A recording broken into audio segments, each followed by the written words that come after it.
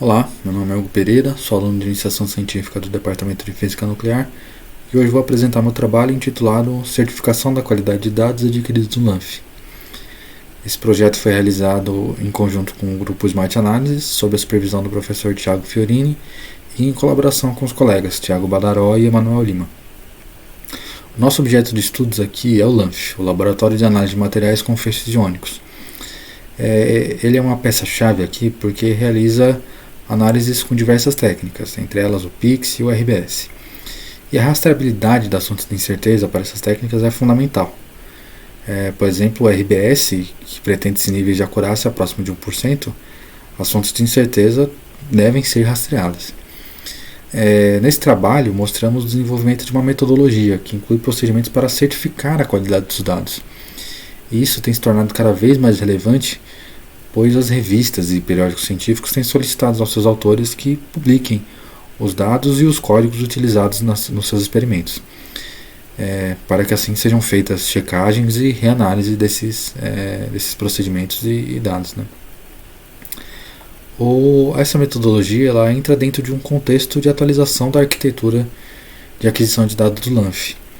Ela é uma adição que faz parte da camada de processamento de dados na nuvem que está sendo adicionada. O DQAS, o Data Quality Assurance System, é uma peça fundamental dessa camada da nuvem, pois é alimentada diretamente pelos dados coletados no acelerador. O LANF conta desde 2012 com uma base de dados onde muitos parâmetros são registrados para cada experimento realizado. Essa base de dados tem sido alimentada para que os seus usuários consigam monitorar o seu experimento. Então, os dados são registrados para que os usuários consigam verificar no momento dos experimentos quais eram as condições da máquina naquele momento. Esse objetivo, no entanto, tem um pequeno problema, que é a necessidade da qualificação do usuário. O usuário ele precisa conhecer profundamente a técnica e o equipamento utilizado no seu experimento, o que muitas vezes não é possível. E é dessa problematização que surge o DQAS, o Data Quality Assurance System. Nesse projeto, a gente está trabalhando para implementar esse sistema na cadeia de dados do LANF. Esse sistema, em primeira instância, vai emitir certificados de qualidade dos dados. Mas não só isso. Ele também pretende notificar a equipe cada vez que um dado problemático foi encontrado, prever falhas e ajudar a equipe do laboratório a tomar decisões sobre a manutenção do acelerador, fazendo manutenções preventivas. Para além disso, esses dados utilizados nas análises vão ser organizados de forma a permitir uma implementação de uma rede neural futuramente. Nesse trabalho, eu vou apresentar duas análises que o sistema já é capaz de fazer. A primeira é de faíscas no terminal de carga. A faísca ocorre quando o terminal de carga a faísca ocorre quando acontece uma descarga no terminal de carga do acelerador. Então a tensão está relativamente estabilizada e acontece uma queda dessa tensão abruptamente. Essa queda faz a tensão ir a zero e ter que começar todo o processo de carregamento novamente. A gente aqui não está interessado só na faísca somente. A gente está interessado no conjunto delas. E é daí que a gente começa a fazer o caminho para processar os dados. Então o nosso primeiro passo é olhar a quantidade de faíscas que acontecem no mês. Essa quantidade, aliada à quantidade de dias que o acelerador operou no mês, nos traz informações importantes. Então aqui nesse gráfico a gente tem toda uma gama de dados. Então a gente tem a quantidade de faíscas que aconteceram em cada dia do mês e também a quantidade de dias que o acelerador operou naquele mês. Com essas informações aqui a gente consegue construir esse próximo gráfico aqui. Esse gráfico ele leva em conta não só a quantidade de faíscas, ele para cada mês tem a quantidade de faíscas normalizada pela quantidade de dias que o acelerador operou. Então, qual que é o motivo desse aumento repentino aqui nos primeiros meses de 2019. Sozinho, sem nenhuma outra informação, é muito difícil e é basicamente impossível falar qual que é o motivo desse aumento. Então a gente precisa de outras informações, como a capacitância do tanque, que já é uma das análises que o sistema é capaz de fazer. Então, o que a gente pode falar aqui, né? Uma análise a posteriori desses dados revelam que o que aconteceu nesses primeiros meses aqui foi um vazamento do gás do tanque do acelerador.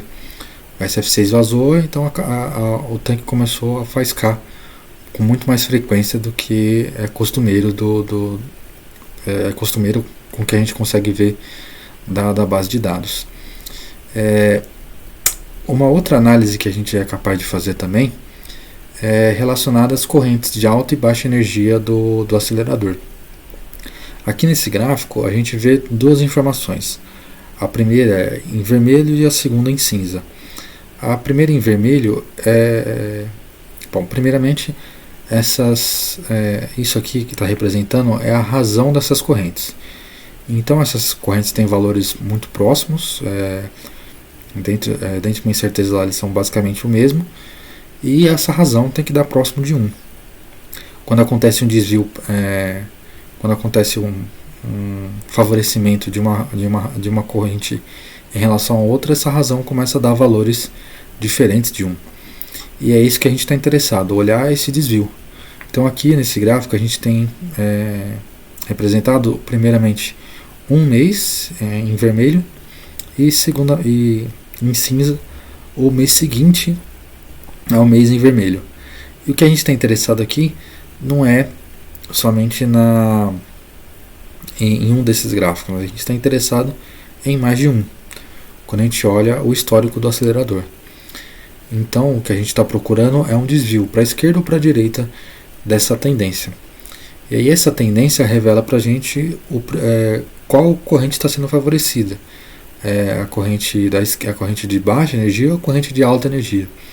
E esse favorecimento na verdade não é um favorecimento. O que está acontecendo no caso do LAMF é que está acontecendo uma deposição de resíduos em cima da corrente que leva os pellets para energizar o terminal de carga. Então acontece uma deposição de resíduos, a resistência daquela corrente aumenta e, enfim, faz com que ocorra um desvio nessa razão. E é isso que a gente consegue identificar com essas correntes de alta e baixa energia. Essas análises já renderam bons frutos, em conjunto com a camada de processamento na nuvem do LAMF. A gente já conseguiu publicar essa atualização, mostrando que esses conceitos que estamos utilizando podem favorecer a próxima geração de instrumentação nuclear. Então, como conclusão, para finalizar, o DQAS ele se mostra uma camada da estrutura de dados do LAMF muito robusta e muito promissora. Robusta no sentido de que ela analisa um volume de dados muito grande. Então a gente consegue, como a base de dados do LAMF tem sido alimentada desde 2012, a gente tem um volume de dados valioso para poder fazer afirmações sobre o passado e sobre o presente do acelerador. Com isso a gente consegue também começar a pensar na implementação de uma análise de tendência. Então verificar como os dados se comportaram no passado, checar com o diário de bordo de operação do acelerador e verificar como que o acelerador se comporta dadas algumas condições. Então essa análise pode ser implementada e não só isso, o DQAS ele entra como uma ferramenta muito útil para o dia a dia do acelerador.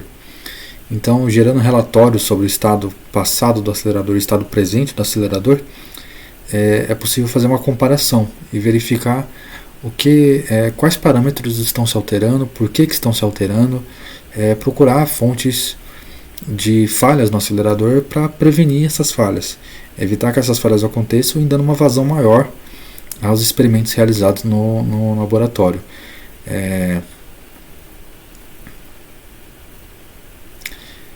Muito obrigado.